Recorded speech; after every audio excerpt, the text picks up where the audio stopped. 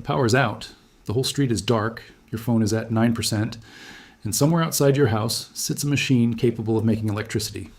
Want to know what it is? I'm sure you already own it. You probably drive it every day.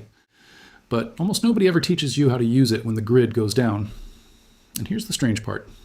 You don't need to buy a generator, because your car already has one built into it.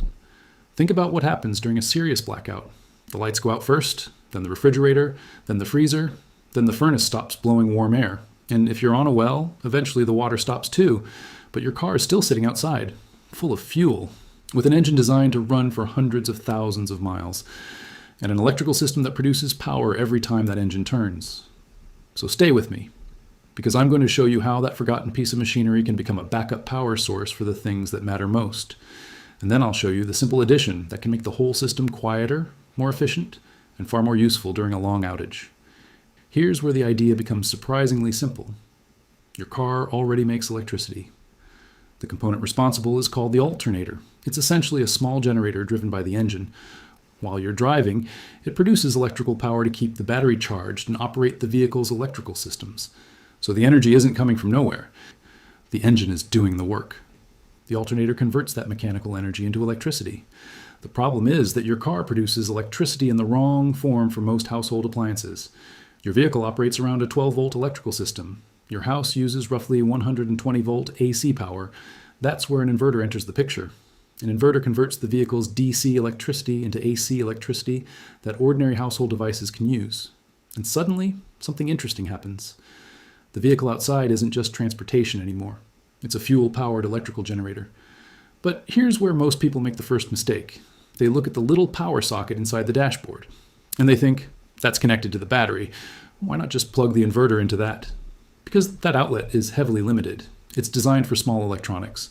A refrigerator compressor can demand far more power, especially when it starts.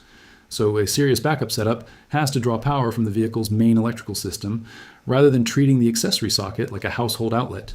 And this is where the numbers begin to matter. A refrigerator doesn't consume enormous amounts of electricity continuously. Neither does a freezer, neither do LED lights. The challenge isn't necessarily keeping those things running, it's dealing with the surges when certain appliances start. That's why the inverter's capacity matters. And there's another piece of the puzzle that changes the entire idea. Because if you simply leave the engine running continuously, you're wasting fuel, and you're creating noise. You don't need that.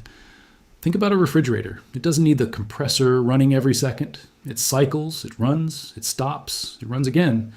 The same basic principle can be used for your backup system. And that's where an additional battery becomes interesting. Instead of asking the car to power everything directly every moment, you can think of the battery as a bucket. The vehicle fills the bucket. Your appliances drink from it slowly. That changes the entire system. And suddenly, the question isn't, can my car power my house? The better question is, how can I use the car to store enough energy to keep the essentials running when the engine is off? That's the part that changes everything. So now let's build it. The idea is surprisingly simple. Your car becomes the generator, the auxiliary battery becomes the storage, and the inverter turns that stored energy into usable household power. You need 4 main components: a vehicle with a functioning alternator, a deep cycle auxiliary battery, a pure sine wave inverter, and a properly sized battery-to-battery charger, along with the appropriate cables and fuses. And here's the part that matters most. Do not simply connect a second battery to your car with a random piece of heavy cable. The charging system needs to be controlled. The basic layout looks like this: engine to alternator, to starter battery, to battery-to-battery charger, to auxiliary battery, to inverter, to appliances. Start with the auxiliary battery. Place it somewhere secure and properly ventilated, preferably inside an appropriate battery box if the battery type requires it. This battery is your energy reservoir. The car doesn't have to power your appliances continuously. It charges the reservoir. The reservoir powers the appliances. Next comes the inverter. The inverter converts the battery's low voltage DC into standard household AC.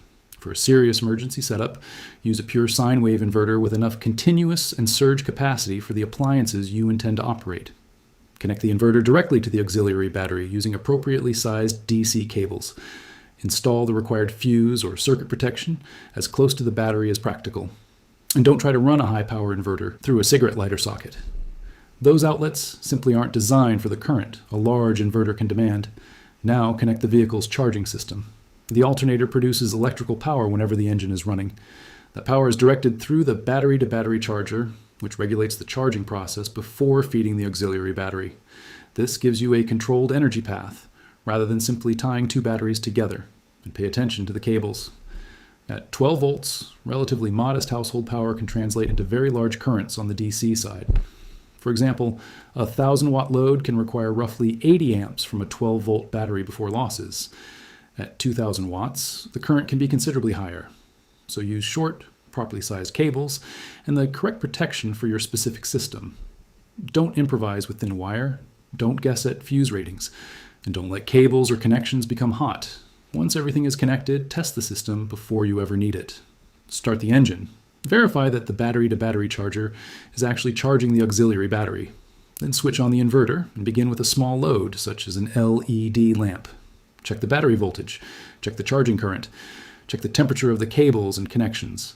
Then gradually test the actual appliances you expect to use during an outage. And this is where the system becomes much more useful than it first appears. You don't need to power your entire house. Prioritize. A refrigerator, a freezer, essential heating controls, lights, phones, a router, medical or emergency equipment where appropriate. The goal isn't to recreate the electrical grid. The goal is to keep the important things alive. And you don't necessarily need to run the engine continuously. Charge the auxiliary battery, shut the engine off, let the battery run the inverter and your essential loads. When the battery needs to be replenished, run the vehicle outside and recharge it. The car fills the battery. The battery carries the load. That's the entire concept. But there is one rule you absolutely cannot ignore. Never run a combustion engine inside a garage, enclosed space, or anywhere exhaust can enter the house. Carbon monoxide is invisible and odorless. Operate the vehicle outdoors, keep exhaust away from doors and windows, and use a functioning carbon monoxide detector inside the home. And finally, don't wait for the blackout to discover that your system doesn't work. Build it beforehand. Test it beforehand. Measure your actual appliances beforehand. Know how much power your refrigerator draws. Know how long your battery lasts. Know how long the vehicle needs to run to recharge it.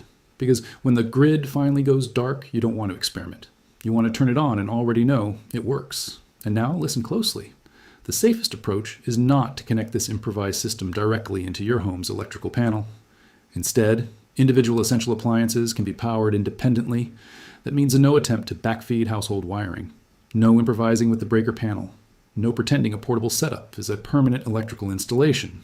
The vehicle stays outside. The power is brought inside using appropriate heavy-duty equipment, and the essential appliances are supplied individually. But there's one more important detail. The storage battery should be designed for repeated deep discharge. A normal automotive starting battery is designed to deliver a powerful burst for a few seconds. That's its job. A deep cycle battery is designed to be discharged and recharged repeatedly. Think of the difference like this.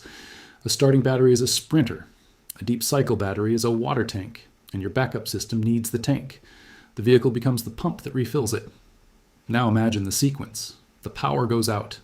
The refrigerator is running from the stored energy. The freezer is running. Your lights are on. Your phones are charging. The house is quiet. The car isn't running continuously. Then, when the battery needs replenishing, the vehicle becomes the charging source again. You run the engine outside, safely away from the house. The alternator replenishes the stored energy. Then you shut the engine down. The battery takes over again. Engine, charge, battery, silence, repeat. That's the underlying idea. The vehicle doesn't have to become a 24-hour generator. It becomes the machine that periodically refills your energy storage. And that is far more efficient conceptually than running an engine every minute that the refrigerator happens to be plugged in. Now, before you try anything like this, there are some things you absolutely need to understand.